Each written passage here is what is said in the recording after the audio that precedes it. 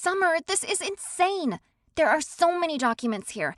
How could you not organize these? Hey, you told me to keep the receipts, so that's what I did. I didn't know that you wanted me to alphabetize and collate them too. It's never a dull moment with you two, that's for sure. Sophia, it looks like you got everything you need to start your reconciliation, yeah? Yeah, I think so. But man, this is a ton. Is it always going to go like this? Well, I'm not gonna lie. This first one is gonna be pretty involved since you've never done it before, and your source documents were all over the place. But going forward, I'll show you a couple of methods of reconciling that might make things easier. Oh, that would be great. You know, because Summer and Sophia have been putting off reconciling their books, they're going to have to do a lot of legwork this time around. But the good news for them is that, going forward, if they reconcile frequently, it will be a lot less of a headache. Now, from a bookkeeping standpoint, there are really two methods of reconciliations: the report review method and the transactional review method. Depending on the account that you are working with, you may use either one of these.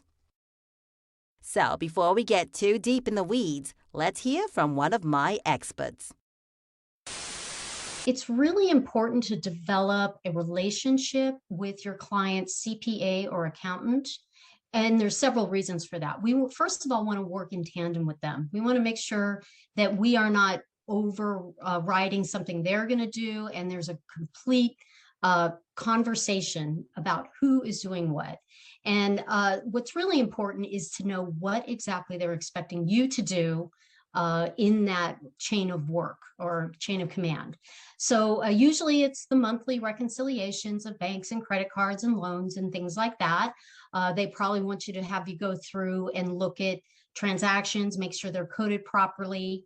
I usually meet with my clients and go through that month to month and make sure that everything had been coded to the proper accounts. Ask them. Don't be afraid. Don't feel like, oh, I don't know. I'm not sure what to ask or what to do. Just be really upfront. Just say, I'm going to be doing this, this, and this. Is there anything else you want me to do? Is there anything else that I can help you with or take off your plate? It's just really important to know what they are going to be doing and what you're going to be doing. And in some cases, what the client's going to be doing. And you guys are all working as a team. And don't be afraid to ask questions and outline exactly what your scope of work is going to be.